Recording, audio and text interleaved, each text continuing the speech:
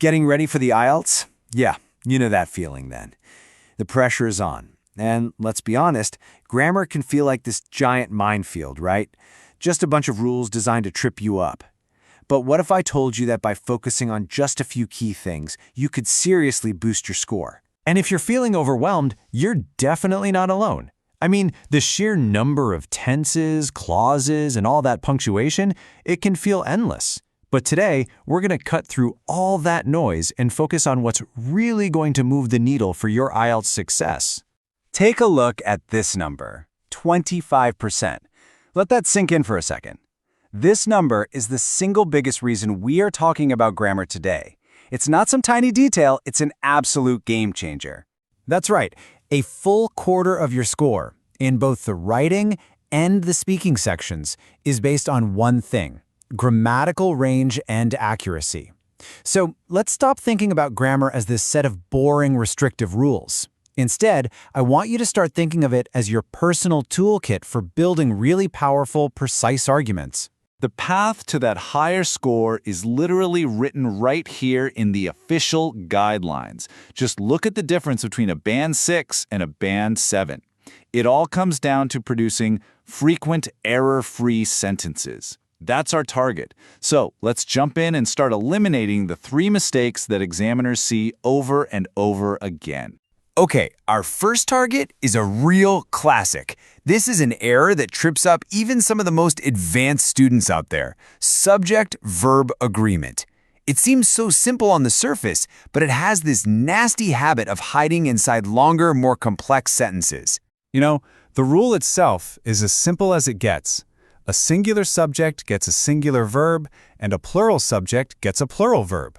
The trick, though, is being able to correctly identify the real subject of the sentence. And here's where it gets tricky. Your brain sees the plural word jams right next to the verb, so it just automatically wants to say are. It's a totally natural mistake to make, but here's the thing. Jams isn't the true subject of this sentence. So here's the fix. The actual subject is the singular noun reason. The reason is. Simple as that. So here's a pro tip. Before you write a verb, always just pause for a half second and ask yourself, what is this sentence really about? All right, mistake number 2. This one isn't so much about being wrong, it's about being repetitive. If you're only using the same simple sentence structure over and over, you're pretty much going to cap your score at a Band 6. To climb higher, you have to show the examiner some variety. We all start here with a simple sentence. It's got one subject, one verb, and it makes a single, complete thought. It's clear, it's correct, but relying only on these is like trying to build a house with only one type of brick. It limits what you can create. Now, let's level up just by linking 2 of those simple sentences with a word like so, and, or but. We create a compound sentence. See? Now you're showing a clear relationship between 2 different ideas. That's a solid move. But this right here is the real game changer, the complex sentence. When you start using words like because, although, or while, you create a much more sophisticated structure. This isn't just a sentence anymore. It's a clear demonstration of advanced grammatical control. This is Band 7+ territory. This next mistake is a really big one. And it's tricky because it comes from a good intention, wanting to make your writing flow nicely, but it often backfires. I'm talking about the overuse of cohesive devices, or what we usually call linking words. Words like moreover, however, in conclusion, think of them like signposts on a road.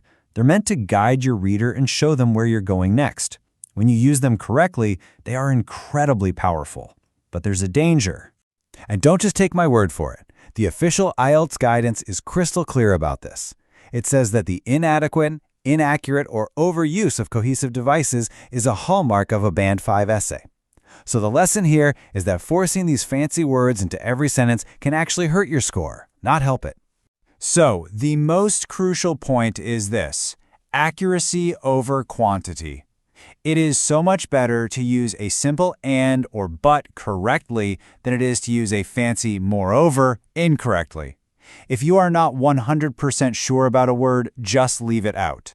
Okay, so far we've basically been on defense. just avoiding common errors. Now it's time to go on offense. Let's talk about what I think is the single most powerful skill for showing off your vocabulary and your grammatical range: paraphrasing. Honestly, mastering this skill is absolutely non-negotiable for a high score. It proves that you actually understand the question, it helps you avoid sounding repetitive, and it's simply the best way to show the examiner your awesome range of vocabulary and sentence structures. So, how do you actually do it? Well, let's break it down into 4 main techniques. First, you can use synonyms, just swapping words for others with a similar meaning. Second, you can change the word order, maybe flipping your clauses around. Third, you can change the word form, like turning a noun into a verb.